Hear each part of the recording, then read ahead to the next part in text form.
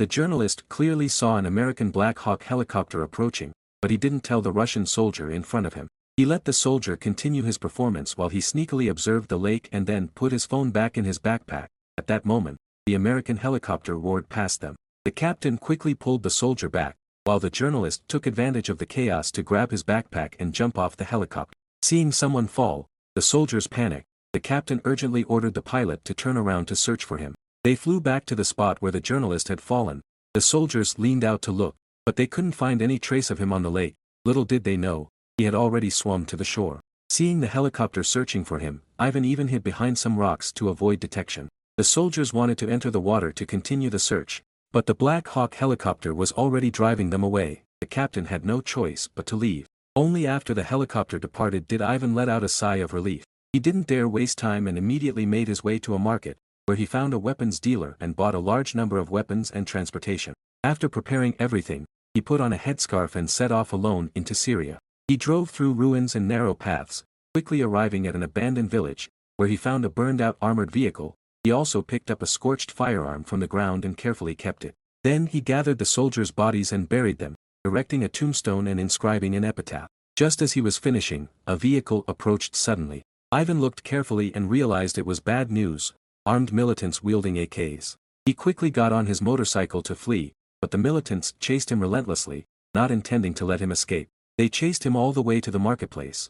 Seeing them getting closer and closer, Ivan saw an American armored vehicle ahead. He intentionally fell off his motorcycle, and the American soldiers quickly got out to stand guard. The militants, seeing the well-equipped American troops, immediately fled. Ivan, meanwhile, raised both his hands to show he was just a journalist. He then handed his credentials to the American soldiers, who decided to take him along because the militants might still be nearby. Once inside the vehicle, Ivan realized that the Americans were heading in the same direction as he was. So, he hitched a ride with them. After traveling for some time, they finally arrived at Ivan's intended destination. Several armed men were waiting ahead. Ivan walked towards them, which surprised the American soldiers. They had no choice but to stand guard. Ivan approached, took out cash strapped to his waist, and threw it to them. It turned out that Ivan's goal was to ransom his trapped comrades. However, upon counting the money, the militants realized it was much less than agreed upon. They only allowed one person to be released.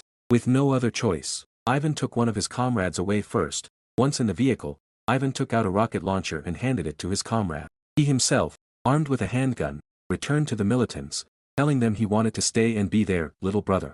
The militants laughed and immediately rejected him.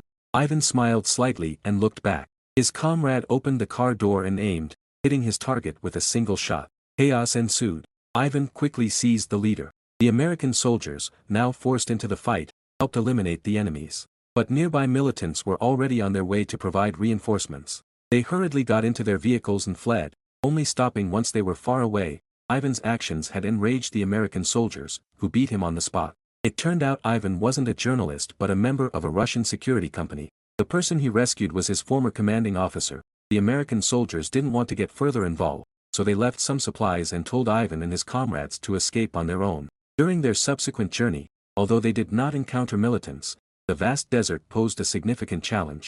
Luckily, when they ran out of water, they drank washer fluid. When they ran out of fuel, they went to small local workshops, which were cheap and convenient. They drove without stopping, fearing that the militants might catch up. In this chaotic area, danger lurked everywhere. Ivan's sharp-eyed comrade seemed to notice something and quickly called for Ivan to stop.